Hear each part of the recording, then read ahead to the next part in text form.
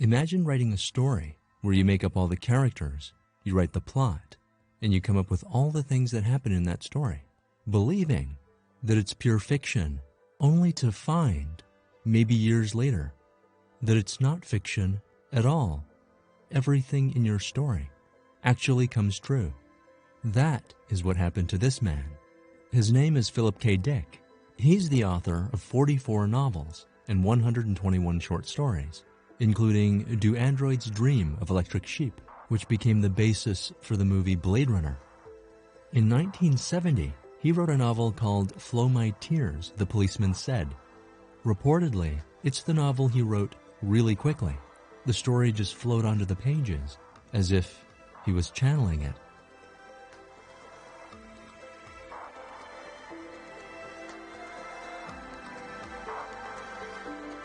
Philip K. Dick was different. He liked to see how average people, how their lives would be changed.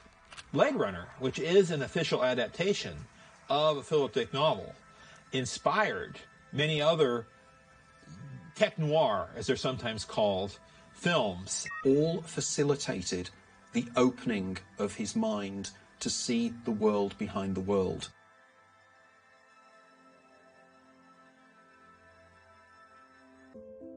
The story describes a 19-year-old woman named Kathy, who has a husband named Jack. At first it seems that Kathy is living a life of crime, but as the story unfolds, we find out that she's actually working undercover for the police, and she has a secret romance with the police inspector.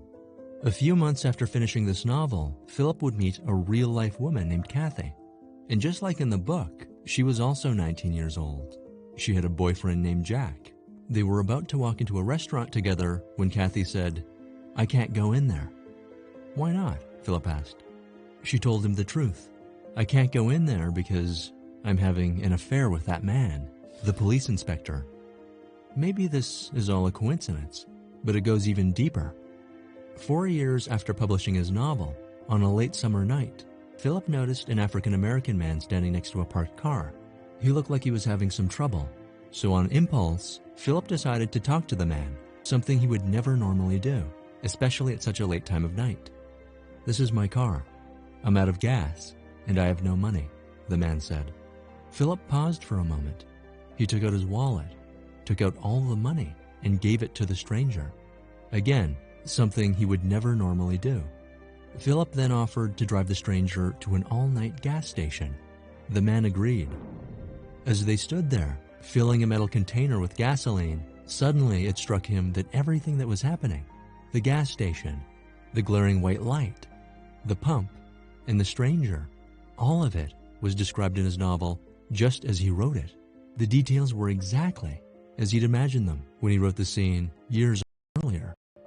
Philip never saw the man again, but the experience left him shaken. Sometime later, he met a priest, a man named Father Rash. Looking for answers, Philip decided to explain everything that happened to him. He described his book, the girl named Kathy, the stranger at the gas station. And as he went on in more detail, the priest said, "Everything you've just told me, all of it, comes from a story in the Bible, the Book of Acts." "I've never read the Book of Acts," Philip said. "Well, go and read it," the priest told him. So he goes home, he finds a Bible, and he starts reading the Book of Acts. And sure enough, many details are remarkably the same. The Book of Acts tells the story of a man also named Philip, who meets a stranger on the road, an Ethiopian man. The more he reads, the more he finds profound similarities between the Book of Acts and his own novel. It's uncanny. All of this baffled Philip for many years. What could possibly explain these events? Philip K. Dick's theory was that in some important sense, time is an illusion.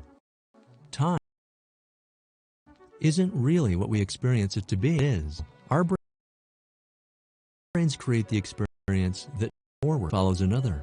But it's a fiction. It's an illusion we have to accept to survive in this world. But every now and then, in very rare situations, we can penetrate through this illusion, this veil of time, and discover the truth. That our world, which seems so solid and so stable, is transient. Beneath all of it is a permanent landscape where time seems to pass. Thousands of years seem to go by. But in this moment where we experience modern life, there's an ancient world concealed underneath, eternally so. But there's even more to it.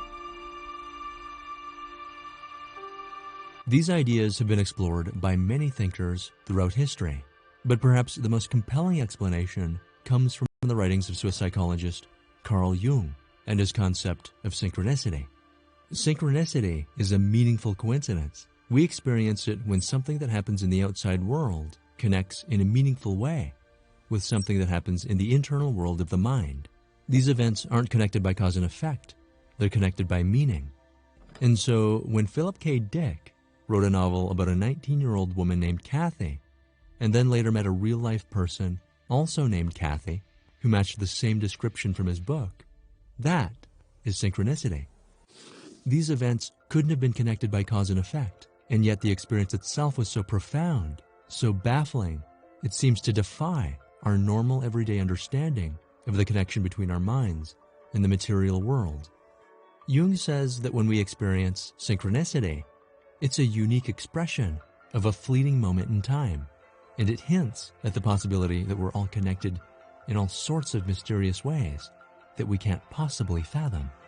This is a unified reality that underpins, which he called unus mundus, which is Latin for one world. There's an interesting parallel here with the aphorism, as above, so below, the idea that there's a structural similarity between the universe or the macrocosm and the human being within it, which is the microcosm. As William Blake wrote, it is to see the world in a grain of sand and hold infinity in the palm of your hand. In psychological terms, Carl Jung believed that we all have access to a kind of shared ancestral memory, a storehouse of universal symbols, which he called the collective unconscious, which we looked at in this video. To understand a person's psychology is to understand the collective unconscious, and to understand the collective unconscious is to understand a person's psychology. Again, we find a correspondence between the larger macrocosm and the microcosm within it. Jung considered synchronicity to be one of his best ideas, and these concepts would go on to influence Philip K. Dick's work as well. In a 1976 interview with Daniel Deprez, Philip describes becoming interested in the I Ching, an ancient book and system of Chinese divination, after reading about it in Jung's writings. He found it to be such a powerful tool that he used it to help decide the direction of his book, The Man in the High Castle. And we looked at the I Ching in more detail in this video. But the synchronicities don't end there. Philip K. Dick describes another event that happened just 1 week after the release of his book, Flow My Tears, the Policeman Said. Philip had just come back from the dentist, having had his wisdom teeth removed. He phoned a pharmacy to order some pain medicine. When the delivery arrived, Philip opened the door to find a young dark-haired woman who wore a shimmering gold necklace, a pendant with a golden fish. He was mesmerized by it and asked her what it meant. She told him that it was a sign often worn by early Christians who faced persecution for their beliefs, a hidden code to communicate with one another so that they'd know if they met another member of their own. Suddenly, Philip had a vision of being brought back to a life as a secret Christian, being hunted by Roman authorities. This vision was something he later learned was an example of anamnesis, which is a Greek word meaning loss of forgetfulness. Philip was astonished that this strange coincidence happened so soon after the release of his book, which just so happened to be an accidental retelling of the people and events from the book of Acts, which was also set at the precise moment in time after Christ's crucifixion and resurrection.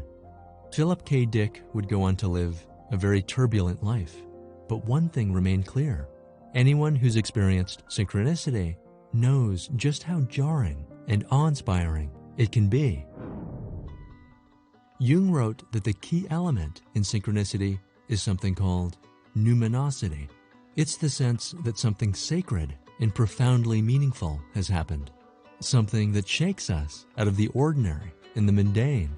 It challenges the idea that our world can be understood purely through logic alone. And in the case of Philip K. Dick, It can bring forth knowledge we didn't know we had, and a sense of remembering things we've always known. Jung tells us that this is the core of what might be called religious, spiritual, or mystical experience. It has the power to completely transform us, and it's something we find in every culture and in every society in the world. So what does this all mean for you? It means that synchronicity can be a way to perceive some of the deepest truths of your life. It shows the importance of paying attention to the signs that appear around you. And it suggests that the sense of disconnectedness and isolation that we're made to feel in the modern world is very much an illusion. The idea that our world is an illusion goes at least as far back as Plato's allegory of the cave. In it, he asks us to imagine that we've lived our entire lives inside a cave, where we've been chained in one position so that the only thing that we can see is the wall in front of us. In that position, as far as we know, the shadows we see projected on the wall are the only things that exist, because we've never seen or known anything else. Plato tells us that it's only when we walk out into the world outside the cave to see the sun and the wide open landscape, only then do we realize that the shadows on the wall were an illusion all along. The message of Plato's story is that the fundamental human problem is one of ignorance. It's our lack of knowledge that keeps us trapped inside the cave. The solution to that problem is enlightenment, or what the Greeks called gnosis, which is the spiritual insight that even though we move through life in a material body, our true nature is divine. Each of us has a divine spark, and it's this awareness that leads to freedom.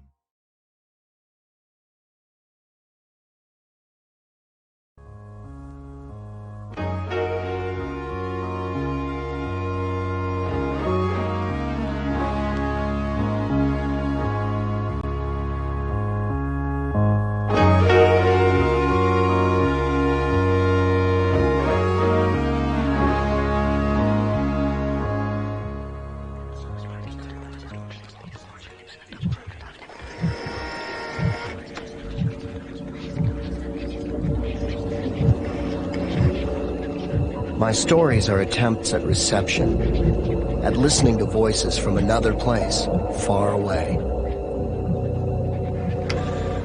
They only come out at night, when the background din and gabble of our world have faded out. Then, faintly, I hear voices from another star. Oh, hello.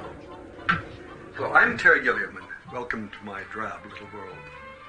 I've used PKD for years. It has brought brightness, sparkle, flair to my life and to my plates. It can do to you as well. One thing today I would like to share with you, though, is a secret. Despite manufacturers' warnings, I use PKD washing up liquid to unclog my brains. Why don't you?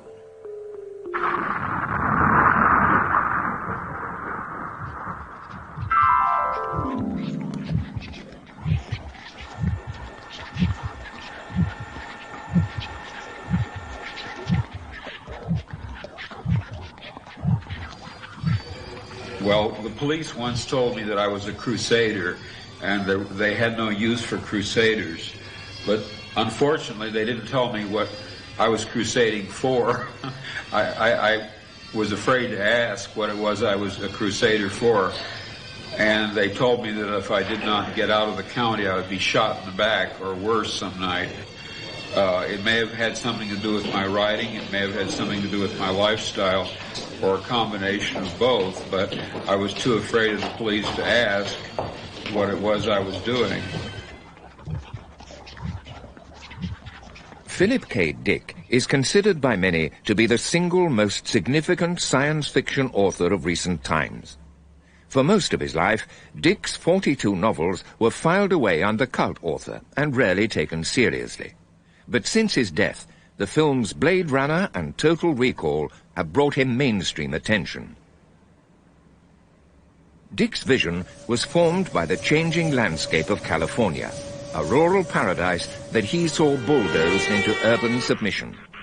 From a trash world ever more dependent on consumer disposables, Philip K. Dick created a fictional universe in which the line between human and machine becomes blurred. Your toaster might just have an opinion of its own.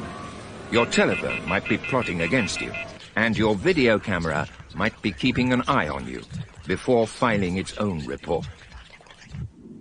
Phil was one of the last people to actually write predictive science fiction, in the sense that he saw a new world coming before it was there.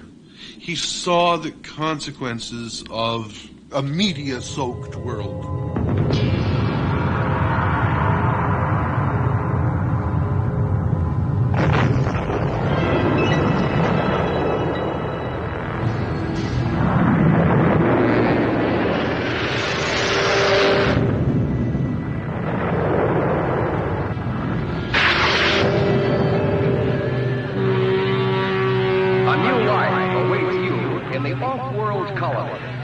The chance to begin again in a golden land of opportunity and adventure. He's one of the few writers who has the satisfaction of having got it right in a complicated way. The one book about the everybody's down in bunkers and they're having a false war broadcast down to them, and actually there's no war going on at all, it's just a media event. Well, everybody felt that way during, like the Korean War and Vietnam. In some ways, it was just a media event. And people got excited about it, and it was political. But, you became a connoisseur of the footage. And Phil knew that. And his heroes in the book are the people who are perpetrating the fraud. He enjoys their cleverness.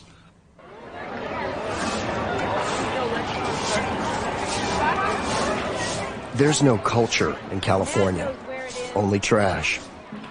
I do seem attracted to trash, as if the clue lies there. One must work with trash, pit it against itself. If God manifested himself to us, he would do so in the form of a product advertised on TV. Hello, I'm Elvis Costello, and I want to tell you about this PKD collection, featuring such classics as Lies, Inc., The Man in the High Castle, Ubik, Who Can Forget the Immortal, The Man Whose Teeth Were All Exactly Alike, and of course, Do Androids Dream of Electric Sheep. Order now using this toll-free number. Not available in any store.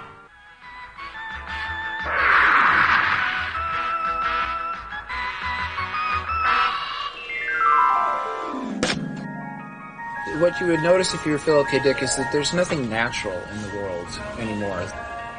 Everything that I see is plastic and glass and gaudy colors and strangely made. The human beings begin to take on an odd look. Our clothes are the same sort of plastic oddness, and therefore our eyeballs begin to take on a kind of a glassy look. The entire world begins to take on a kind of a fake, artificial, made quality. And the question then naturally jumps to your mind, well, who made it? Why is it so crummy? Why is it so degraded and falling apart?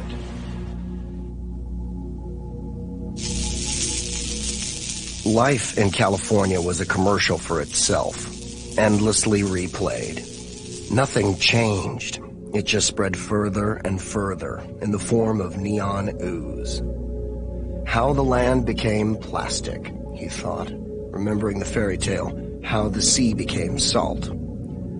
The truck drove on past gas stations, tawdry cafes, and motels. Nothing is so alien, bleak, and unfriendly as the strip of gas stations, cut-rate gas stations, on the rim of your own city.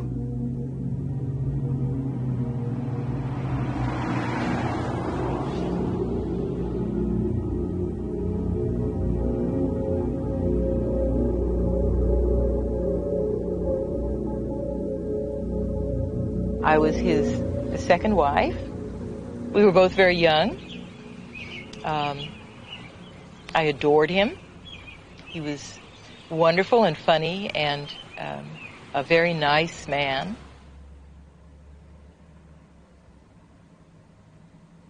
This is 1126 Francisco Street, where Philip and I lived from 1950 to 1958. We both felt that his writing was the focus of our life for, 7-8 years. His work life was involved with salesmen on a small scale, and repairmen, and small business owners. So of course that's what he wrote about when he wrote. But usually the occupation is not the important thing. It's the relationships with other people and the internal workings of the, I didn't think I'd ever say this, but of the soul. He wrote about people's souls. Not a word I use lightly.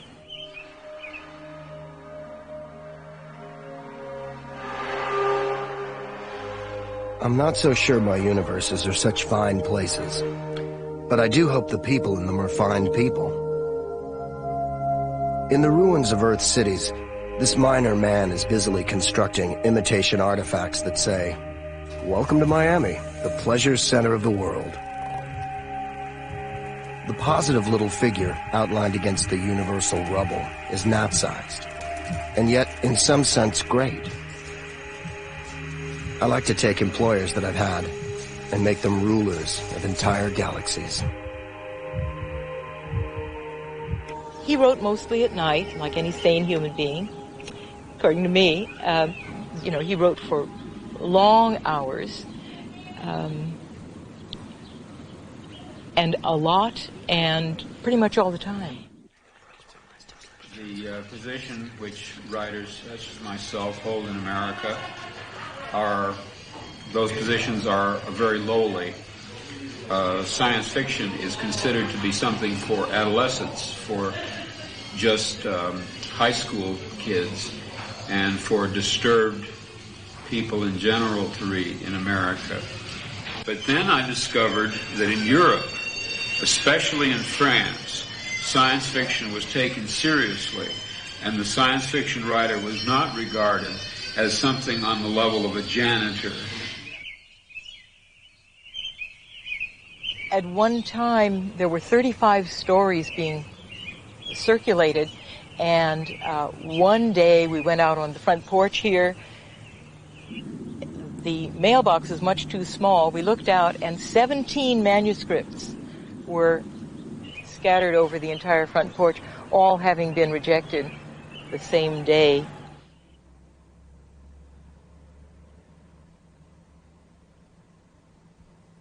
I find it very hard to understand why it is that the name of Philip K. Dick is not more greatly respected, venerated, why he's not put on a par with such dystopianists as, Aldous Huxley, let's say, possibly even Jonathan Swift, Pirandello, certainly. He built up his reputation in countries that weren't so optimistic as the United States was in the 50s and 60s, let's say, pre-Vietnam, let's say, when to be optimistic was to be patriotic, which was to be good for business, etc. He was up against the greats of the time, people like Isaac Asimov and Robert A. Heinlein, who, of course, were, by and large, optimistic. They saw a great future for technology, this above all. Dick didn't see any future about that. His idea of technology was little mechanical things scuttling in the gutter. And it's interesting that now, when both Heinlein and Dick have been dead for a decade, Isaac Asimov is dead, it's Heinlein and Asimov who seem like dinosaurs, and Philip K. Dick, who seems immensely contemporary. When I think of these stories of mine, I think of the Lucky Dog pet store. There's a good reason for this. It has to do with the lives of most freelance writers. It's called poverty. I've been reading science fiction all my life, and it's kind of weird how I just started working here without even knowing about this. When Philip K. Dick was first starting out, when he was poor, he would come here occasionally and buy horse meat because he couldn't afford regular food. And he would come in here and buy his horse meat, take it home, and fix it. And that's why he called himself Horse Lover Fat in his book, Valis. About 3 or 4 times a month, a customer would just come in and tell me the whole story, so I kind of had it memorized. I read it in a few articles in various magazines. It's kind of like folklore around these parts. Oh, yes, he was a great self-mythologizer. If he ate dog food, it's because he enjoyed it. And I can see him doing it. He's, in a passion of self-pity. He would open the can. He would look at it. He would dip the spoon in, and then he'd think, oh, poor Phil Dick. To think that this great writer is reduced to eating dog food, and then, and only then, would he taste it. If you could see from inside a dead person, you could still see. But you couldn't operate the eye muscles, so you couldn't focus. You couldn't turn your head or your eyeballs. All you could do was wait until some object passed by. You'd be frozen, just waiting and waiting. The riddle-like quality of a Dick novel is, I think, very attractive. For one thing, he can... it's so difficult to describe a Dick novel. They are actually beyond description. You don't quite know where you are. And at any moment, strange, malevolent creatures will appear who may be actual or may be part of an alternative world to which the other characters do not know they have access.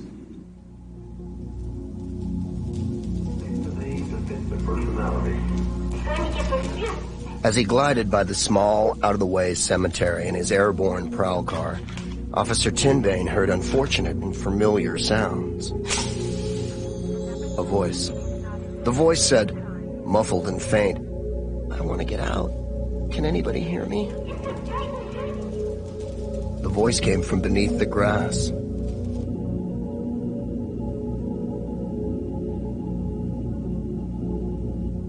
His baby sister, literally baby sister, Jane, died at the age of 6 weeks. It's rife in his books. It's always there in the stronger novels, this sense of loss of his other half. And it's a very powerful theme. He longed for Jane throughout his entire life. It wasn't unique to Philip K. Dick, but it is perhaps unique in literature that theme was explored so deeply and darkly and with such passion and sense of loss. Someday the girl would die, and they would open up her body, perform an autopsy, and find a little wrinkled male figure. Her brother, still no larger than a baby rabbit.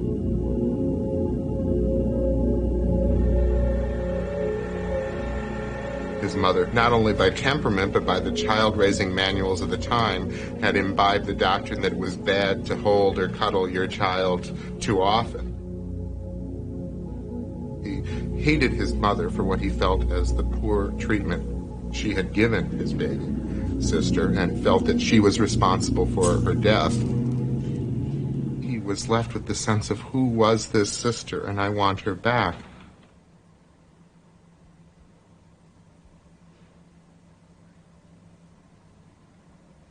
Describe in single words only the good things that come into your mind about your mother. Your mother?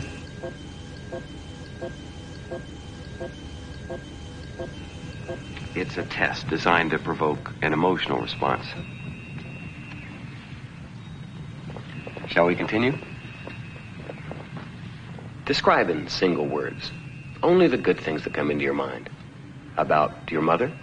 Your mother? Yeah. Let me tell you about my mother.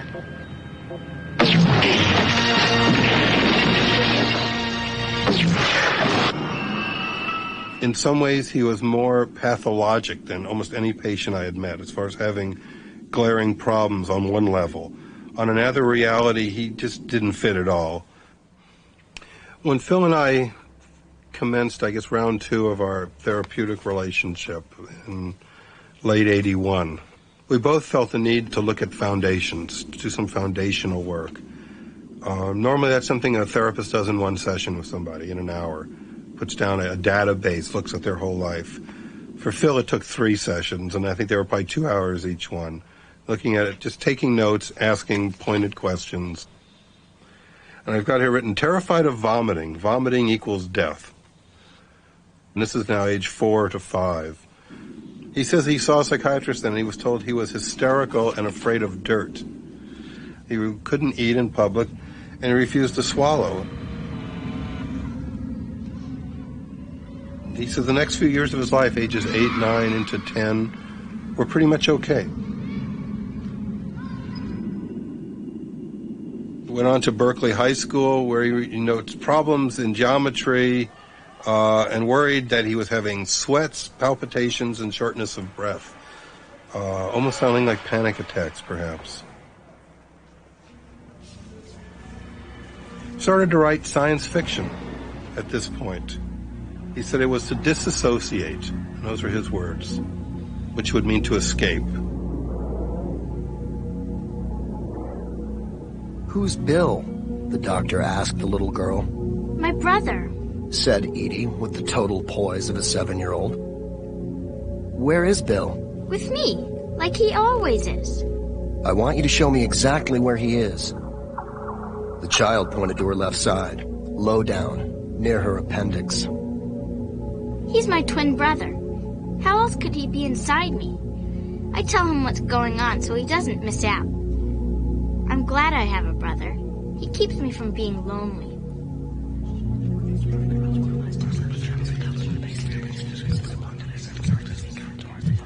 He has this notion of the afterlife in many of his novels.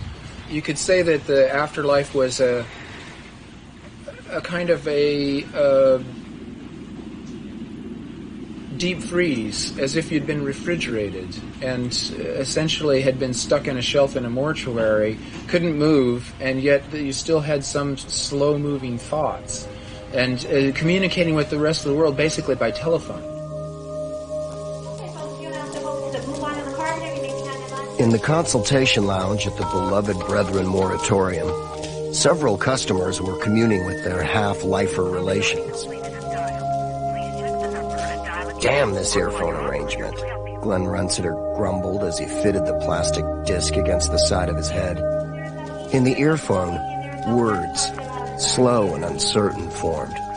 Fragments of the mysterious dream his wife now dwelt in. This is an unnatural place, he thought, halfway between the world and death.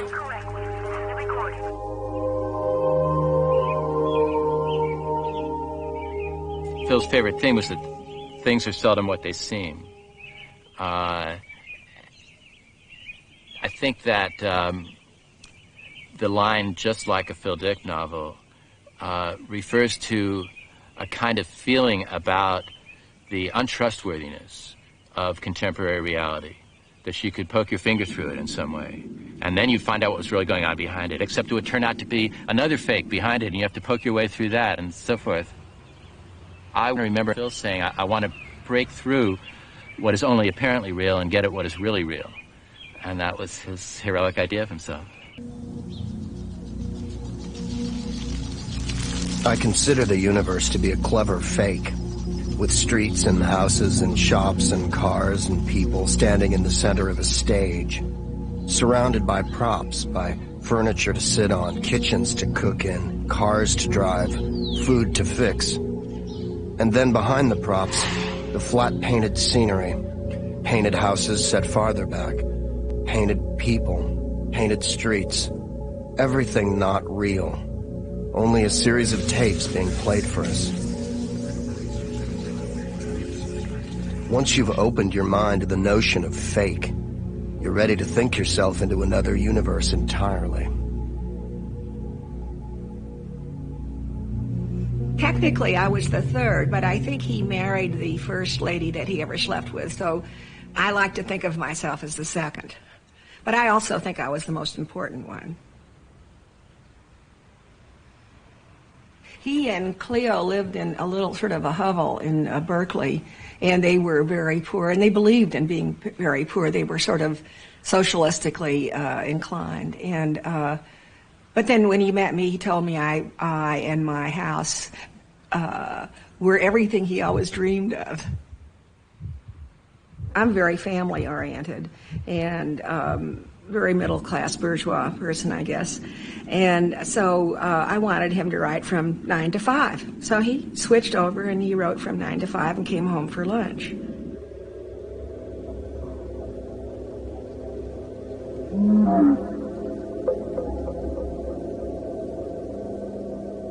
Mars is a science fiction landscape of tremendous importance, and for Dick it was the perfect kind of blank slate. For him, Mars was a perfect vision of American suburbia, an X-ray vision of Californian culture in all of its mindlessness and triviality. Everything had been stripped away, and the emptiness at the heart of things was revealed more than ever.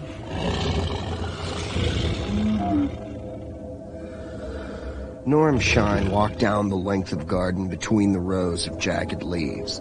Insecticides from Earth simply had not done the job here at Chicken Pox Prospects. The native pests had been waiting 10,000 years, biding their time, for someone to appear and make an attempt to raise crops. He was exhausted. Maybe each new colonist had started out this way, he thought, in an agony of effort. And then the torpor, the hopelessness, claimed them. Later on, he rented a little place that you could see dirt between the cracks of the floor to write in. And he really liked that much better than staying around his house.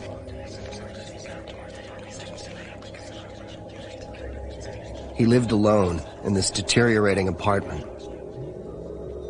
Eventually, everything within the building would merge, would be faceless and identical, mere pudding-like kipple piled to the ceiling.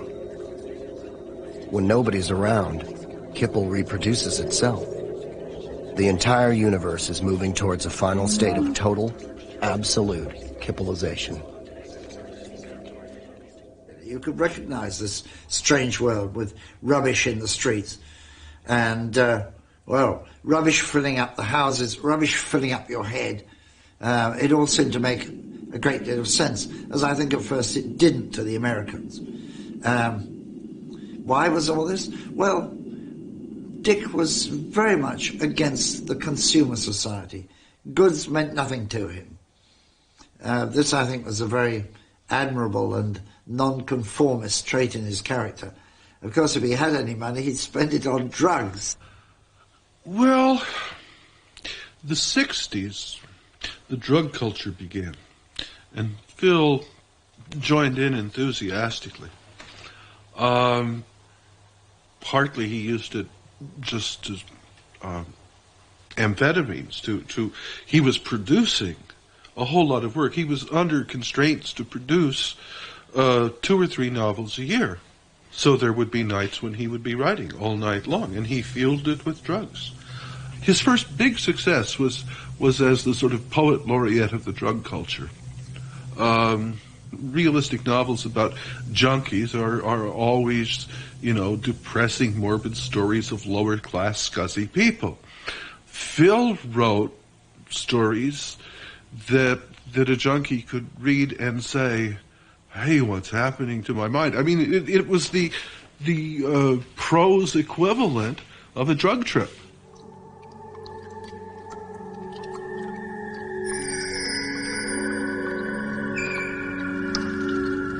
In Scanner Darkly, they're all taking this drug called death that is burning out their brains, but since it's burning out your brain, you can't think straight about what's happening to you.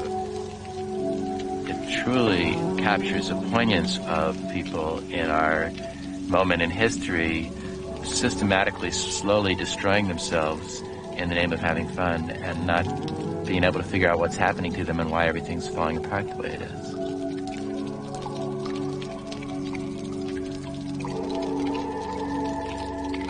They sleep like Count Dracula, he thought. Junkies do. Staring straight up until all of a sudden they sit up, like a machine, crank from position A to position B. It must be day, the junkie says. Or anyhow, the tape in his head says. Every junkie is a recording. It must be day. It must be. There's a character in there that starts coming apart. And this is a character who is an undercover narcotics officer who ends up investigating himself. And he finds himself looking at tapes of himself and discovering the man is guilty of crimes that he didn't even know he had committed. He's dealing with his own sense of guilt and his own inability to recognize himself. And it's schizophrenia at its best. And it's funny. There's two of me. There's the ashen, obsessive, endlessly working Calvinist. And then there's the other part of me that doesn't give a See, I'm two people. I'm on two sides of the fence. I just got more and more confused because it seemed as if he almost had a different life for each wife that he married, or each girlfriend even. And he was so different in his later life from the way he was when he was married to me. He'd visit me every once in a while, and he'd be in rags, and he'd be with a teenage girl, you know, and they would all be yellow and great big bags under their eyes, and I still somehow was holding on to the image of this man who had been so charming and lovely and delightful. I mean, the best husband you can imagine. I mean, better than the best you can imagine.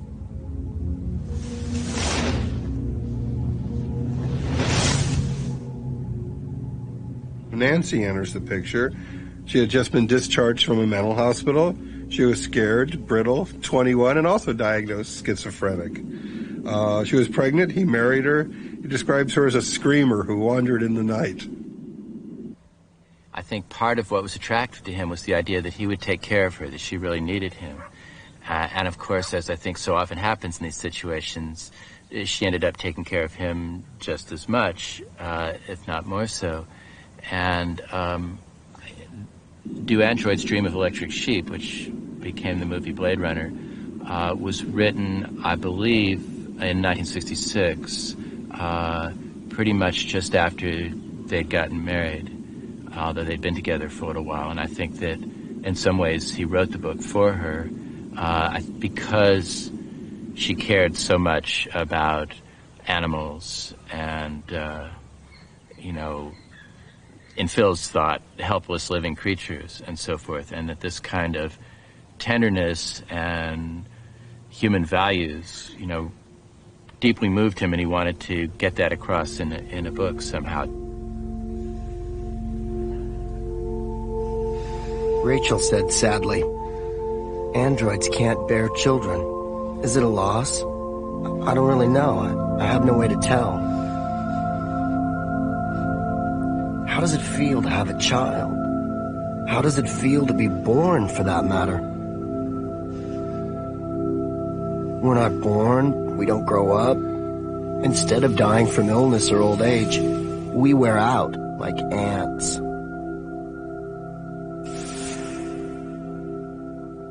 Well, in Do Androids Dream of Electric Sheep, the idea, which is always, I thought, was central to what he's about, is what makes a human being. How do you define humanity or humanness? And it's that and that's the battle that goes on in Do Androids Dream of Electric Sheep between these androids who are almost exactly like a human being, and the only way you can tell is that they fail the empathy test, which is very hard to spot, and only experts can. But on every other level, they appear, they behave like human beings, but they're not. He sets all of this, in the case of Androids dreaming of electric sheep, he sets it all in a world which is very mundane, and his feet, despite the fact that his brain is floating in the heavens, his feet are firmly on the ground all the time, and he has a character who is killing these almost human beings to raise money to buy himself a real animal, because all he can afford at the moment, because the world has reached the stage where almost all the real animals are out of existence, and only the rich can afford real animals, or the upper middle class can. And he's owns an electric sheep, which looks just like an electric sheep. I mean, looks like a real sheep, but he's terrified of being found out by his neighbors that he can only afford an electric sheep and not a real sheep. Now that's a wonderful, wonderful situation. So his job is to kill almost human beings to get money so he can buy eventually what is an ostrich. He buys an ostrich. And then the great turnaround in that book is that the girl he falls in love with, who is not quite a human being, but he's in love with her despite that, when he reveals to her the truth of who she is, she's so outraged that she goes up and throws his ostrich off the roof of the building and kills it. Now that's wonderful. That's all I can say. It's great. In exploring the theme of what is human, Philip K. Dick could be bitter about what was not human. He did believe that human beings could be androids, mechanical creatures who proceeded on the basis of cold duty, cold logic. There's a marvelous story called Human Is, in which an alien life form takes over a human husband and is a much kinder and better husband to the wife than the original human being was. And at the end, the wife is just pleased that the alien has taken over her horrible husband. Uniquely in Philip K. Dick's literary existence, there was one question he posed in which he found a consistent answer that satisfied him, and that is, human means kindness. It means empathy. It means kindness and empathy extended to all life forms, regardless of their exterior aspect.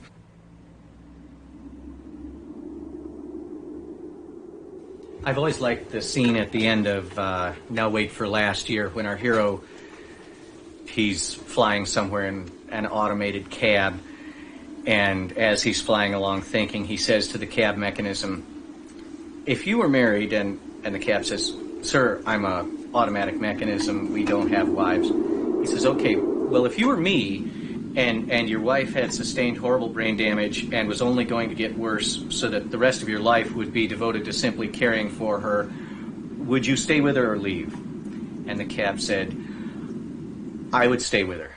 And he says, why? And he says, because not to stay with her would be to say, I need reality adapted specifically to me. I can't handle reality as it exists. And our hero says, you're right, I'll stay with her. And the cab says, God bless you, sir, I can see you're a good man. And that's the end of the book.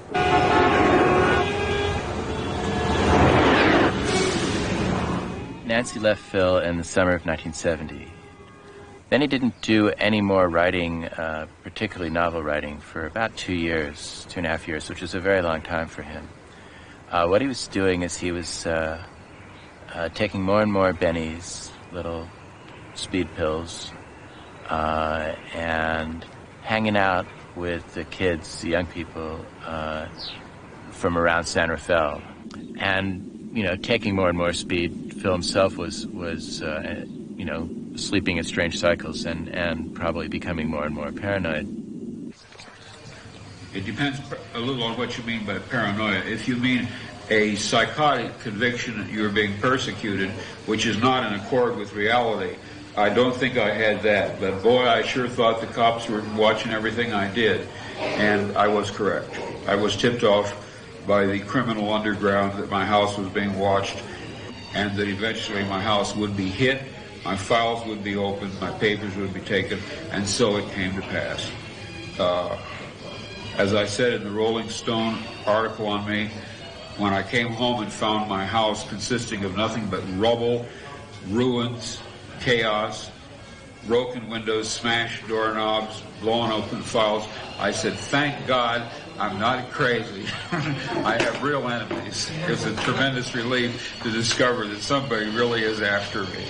He'd written me this fascinating letter in 1972 about this terrible thing that had happened, and, you know, how maybe it was the the local far right-wing militiamen who'd broken into his house, but maybe it was the FBI, or maybe it was the Black Panthers and so forth. Every time that Phil would describe a theory, would get into a particular possible explanation of what had happened to him, that became the truth as he was telling it. And he could give you all the reasons why that was so, and you would be completely convinced that that's what must have happened. And then he'd say, well, but on the other hand... My attorney said it was the government. There was no doubt that it was the government. But what they were looking for, I don't know. What they thought I was doing, I don't know. I don't even know if it was the government.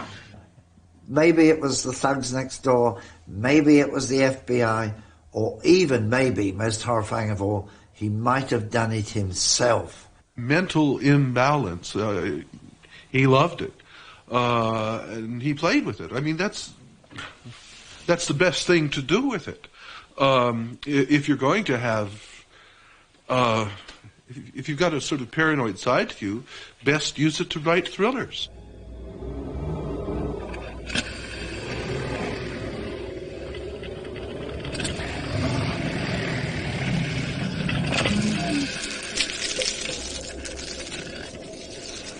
Objects are sinister, he thought, and sometimes seem to possess a will of their own.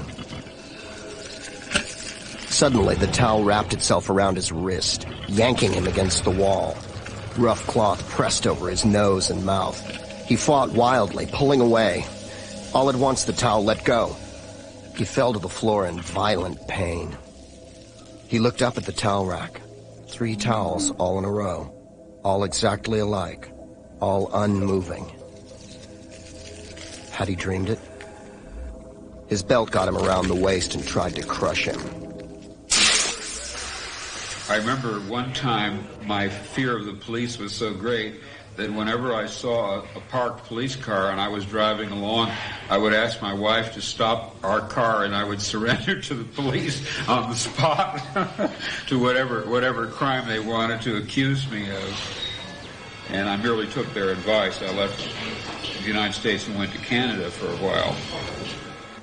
Well, he had, at this point, gone up to Canada to be guest of honor at some convention, and when the convention was over, he just chose to stay because he really had nothing to go home to at that point. His place had been blown up. Various people had said they'd shoot him if they saw him again. And so he simply sort of jumped ship and stayed in Canada, and then got depressed, tried to kill himself, checked into a heroin rehabilitation place, not because he was on heroin, but just because he wanted to be somewhere where they'd keep an eye on him. And eventually he moved down here, and I think I was expecting sort of a raggedy fugitive, which in fact is how he looked at the airport. He was smiling and real cheerful, but his coat was too small for him now because he'd been doing all kinds of exercise at the heroin place, and his suitcase was tied shut with an extension wire, and he was carrying a Jehovah's Witness Bible, he said, to mollify the customs people. And he was real desperate, real end-of-the-rope smile. And I thought, wow, this guy, being a science fiction writer doesn't look like such a prosperous job to me.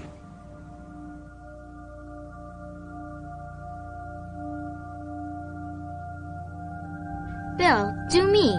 Imitate my voice. How can I? You're not dead yet. I wish I could come out, Edie. I wish I could be born like everyone else. Can't I be born later on? I was wrong, Bill. I thought the doctor could cut a little round hole, and that would do it. Don't feel bad. I'll keep telling you how things are. When we met, I was 18 and he was 42. When we got married, he had turned 43, but I wasn't 19 yet. Almost. I didn't like to stay in a lot, but sometimes Phil couldn't go out. He suffered from agoraphobia, and it wasn't really well understood at the time. So he would tell people he had the flu all the time. But what it really meant was he couldn't leave the house. He was terrified.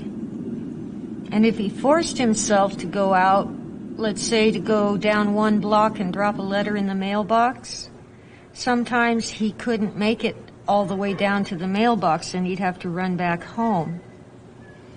And at one point it got so bad that for 3 months he couldn't leave the bedroom. He was really bad off. And then he'd go through short periods when he simply stayed in bed all the time and nothing much happened except maybe a few visions. When he started hearing a female voice talking to him in his dreams, he assumed it was somehow connected with the loss of his sister. My search kept me at home. I sat before the TV set in my living room.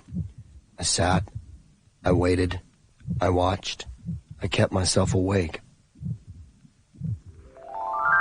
This is Faye Weldon, and this is God, apparently, at the bottom of the spray can. The spray can is marked PKD, Philip K. Dick. It's quite safe if you use as directed, but the only problem is there's no one anymore to direct us.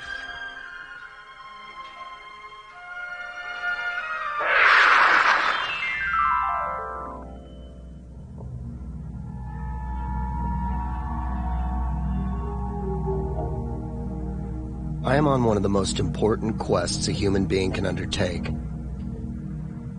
It is nothing less than an updating of the concept of divinity. I'm looking for clues to an invisible being of great size, whose outline is dim, but to me, real. It hides itself and has the ability to delude. There's no reason to suppose that it mimics humans, but rather inanimate objects.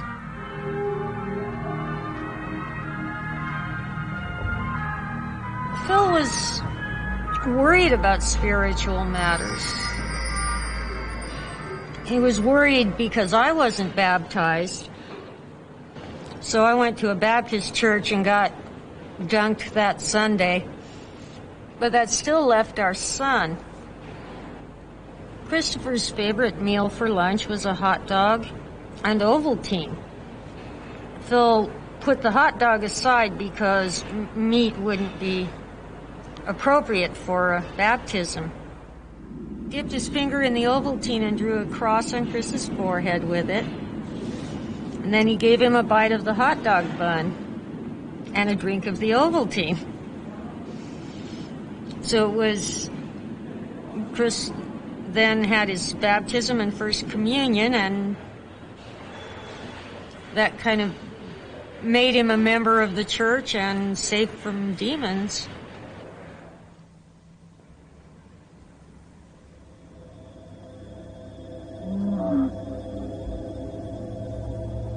What happened to Philip K. Dick in February and March 1974 defies easy summation, but the sum total was that Philip K. Dick felt he had been perhaps contacted by something higher, something that could make reality cohere for him. VALIS means Vast Active Living Intelligence System, and that was his name, or one of his names, for that which he felt had contacted him. It led him to produce a very, very brilliant novel, Valis. You can see it as an account of what spiritual chaos is in our day and age.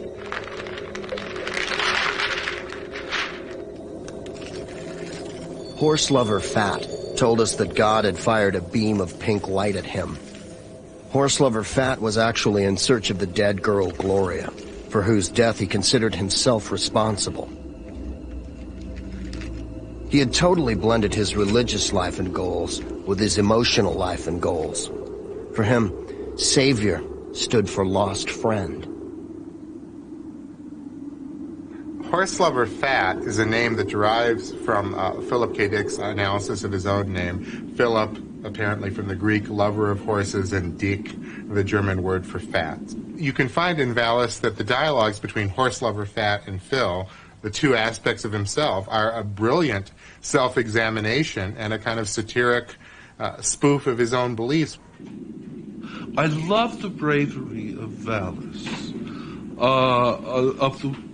of the way he's willing to make fun of himself. Some of the things are from Phil's life, and some of the things are from Phil's the lies that he presents as his life. And he has a set of those, and he's very careful to obscure the difference. I mean, he wants to make this a riddle.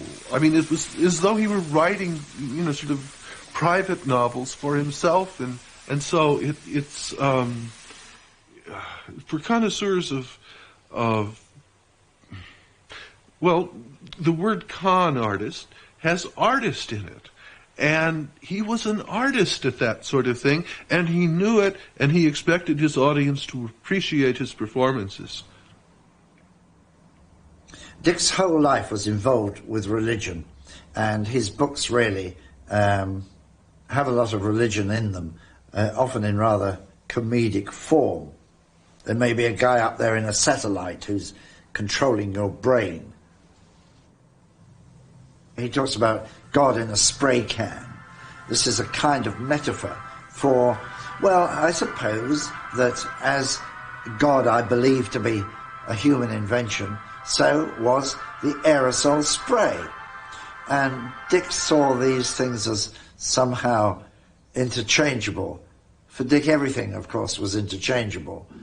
In the end, of course, well, you have to face the fact, like many a good man, Philip K. Dick went round the bend. That's the honest truth.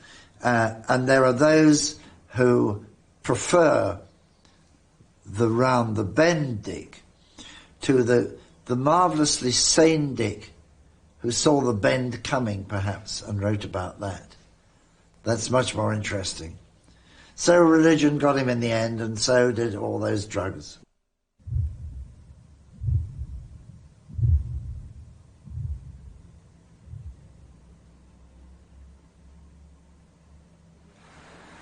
Well, I think he was a different person to different people in a fairly good way, in that he had some kind of talent to make acquaintances almost immediately think they were fast friends, which is, there were crowds of torn up people at his funeral who you understood he'd just really remotely known supermarket checkers and bank tellers and stuff like that.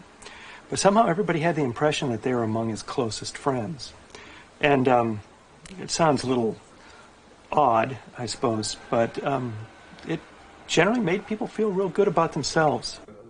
The so-called Philip Dick cult of the 80s began with Blade Runner, and I don't think that it would have begun, or maybe it would have taken 30 extra years had it not been for Blade Runner. The movie tie-in edition of the book was and remains far and away the most successful publication with which he was ever involved. It simply reached this mass market that he had never before been able to reach. A new life awaits you in the off-world colony.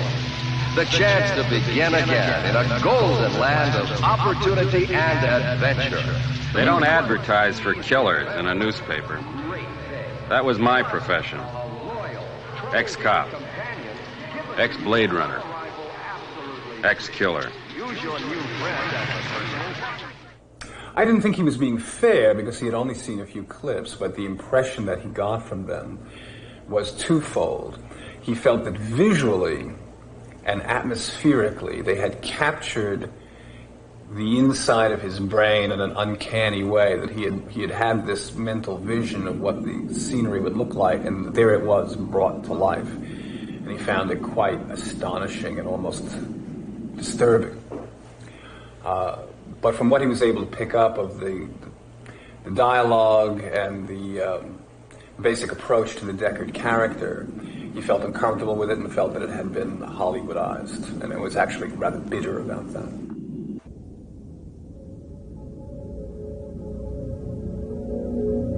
Philip K. Dick wrote with a hunger to understand what reality was, what it ultimately all meant. And that is a very unfamiliar hunger in this century, where metaphysical questions tend to be treated per se as insane questions.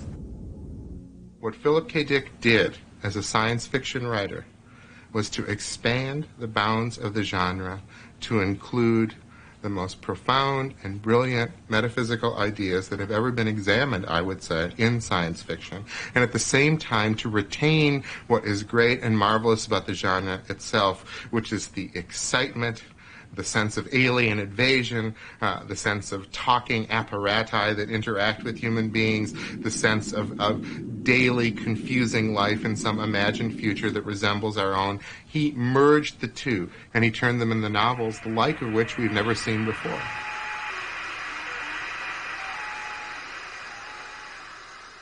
Joe crossed the waiting room to the Padre booth. Seated inside, he put a dime into the slot and dialed at random. The marker came to rest at Zen. "Tell me your torments," the Padre said. Joe said, I haven't worked for 7 months, and now I've got a job that takes me out of the soul system entirely, and I'm afraid—" The Padre's weightless voice floated reassuringly back to him. "You have worked and not worked. Not working is the hardest work of all." "That's what I get for dialing Zen," Joe said to himself. He switched to Puritan ethic. "Without work," the Padre said in a more forceful voice, "a man is nothing. He ceases to exist." Rapidly, Joe dialed Roman Catholic. "God and God's love will accept you. You're safe in his arms. He will never—" Joe dialed Allah. "Kill your foe," the Padre said. Joe dialed Judaism. "A bowl of fatworm soup," the Padre began soothingly, but then— "I'm sorry, Mr. Fernwright, but your credit has expired. Please replace the receiver."